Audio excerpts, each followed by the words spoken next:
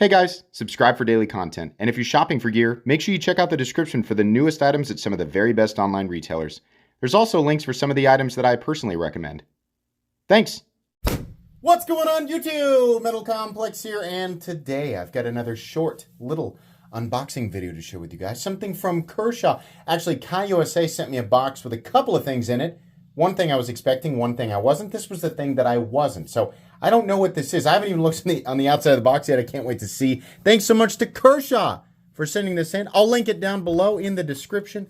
It does help my channel when you use those links, but that's entirely up to you. Thanks to my patrons for supporting me. Kershaw, been releasing pretty much nothing but absolute fire for the last couple of years. I have really enjoyed everything, pretty much everything that Kershaw has sent. And even the stuff that they haven't sent just seems really, really good, right? Their USA stuff in particular is extremely competitive. So what do we have here? Something on the smaller side. Oh, this is the new, I literally just looked at this on the website. This is the new fancy Bel Air. Ooh, boy, look at that carbon fiber. Very nice. So this will still have the steel liners underneath, but we have kind of a marble carbon fiber for the top scale. And then we have a satin finished Magnacut blade on the underside. Now, if I remember correctly, this was still under 200, which is a lot of money for a knife. When we consider the competition, though, the direct competition with Kershaw, with this being a USA-made production folding knife, direct competition would be Hogue and Benchmade, right? A lot of people will say things like, what about Kaiser? Kaiser's made in China. So if your response to that is a company that's made in China, that's not necessarily who we compare with apples to apples, right? But you can certainly buy whatever appeals to you. I don't want to make it sound like, you know, there's no reason to shop, you know, other companies, even if they're manufactured elsewhere. I'm saying when we talk, you know, fair comparison, fair competition, we're looking at Hogue and Benchmade and companies that are similar there. First thing I want to note before we talk about the price tag is that is stupidly smooth. Not that Kershaw is any stranger to smooth action. Man, that is a really good looking version of this knife. This is the way. Not that the standard version doesn't look good. This just looks way better in my opinion. But that is ridiculously smooth, and Kershaw already does a great job with action, but this might be the smoothest manual Kershaw that I have ever experienced. That is absolutely ridiculous. Actually, I need to check to see. Wow, I was certain that the pivot would be loose. Not, though. How'd we do on centering? Pretty good. Maybe slightly off to the... Is it my eyes? Is it centered? I don't know, you tell me. To me, it looks maybe ever so... I'm getting real nitpicky here. Maybe slightly off to the left. That would be a turn of the pivot, though. But really, really smooth. Wow. So my finger got in the way there. But yeah, that's nice. So the price point, yeah, it's high. Higher than, you know, the other Kershaw US stuff. And higher than some people want to pay for a pocket knife. But when you compare to Hogue and especially Benchmade, I mean, we are way under.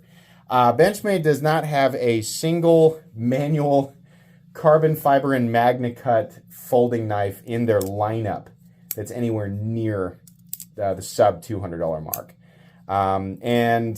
Even, you know, like Hogue, I think probably does. I know they definitely do like 20 CV and Magnacut with G10 and like your injection mold plastic stuff under 200 for sure. But I feel like this is pretty competitive. Even if not the combination of the carbon fiber and Magnacut, the Bel Air, which I have reviewed, is a fantastic EDC knife. I mean, it is wonderful. Pretty sure the base price of these guys comes in at $150, maybe $160. So you're just paying a little extra for the carbon fiber, which is actually a fair markup if you consider, you know, what we see on average for something like carbon fiber. This is also a lot nicer than what we usually see. With this stuff, the nature of the beast is to see voids here and there. And there's probably a couple, maybe over here a bit. We'll see more on the spine area, yeah. This type of carbon fiber, that is the nature of the beast. We're going to see that stuff periodically. But on the front, not so bad. Actually pretty darn clean here on the show side and rear side scales. So Overall length of this guy, if you're not familiar with the Bel Air, I believe this is about 7.5 inches. No, it's not even. It's actually quite a bit less. 7.25. That makes it about exactly the same size as something like the Spyderco Para 3, with substantially more cutting edge and a little bit less in terms of handle length. Not much, though. You're really just sacrificing the area, like the choke-up area, right? Your weight on this guy will probably be about exactly the same, maybe slightly. I always forget if carbon fiber actually weighs less than micarta, which I think is what's on the base. So this is a 2.5 ounce knife for 3 inches of cutting edge. So your ratios on something like this are going to be absolutely spectacular. Yeah, 3 inches. That is a really, so as I'm not a, this is so funny. I'm still going to say the same thing in 2024. I'm not a big fan of satin finishes. And I've realized, like what I assumed, I'm putting together the psychology of this. I started off really enjoying a nice premium satin finish. And where I got this example was from ZT, right? Or Kai USA. On my first 0562, I had never seen a blade that looked so clean as the one that I, picked up from ZT. And as time progressed, and I started buying less ZTs because of their sort of change in design philosophy, I guess, I wasn't, constantly around that same satin finish. I was seeing different company satin finishes. And part of it was that I sort of grew away from the satin finish because I started to enjoy tumbled finishes and higher polished finishes and different things like that, DLC, right?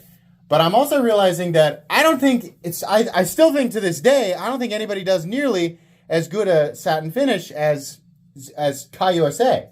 I think a lot of other companies' satin finishes are just subpar, and I just forgot how nice it looked. This is really, really nice. They do the same thing on their ZT stuff. This looks better than your typical, like your industry standard satin finish.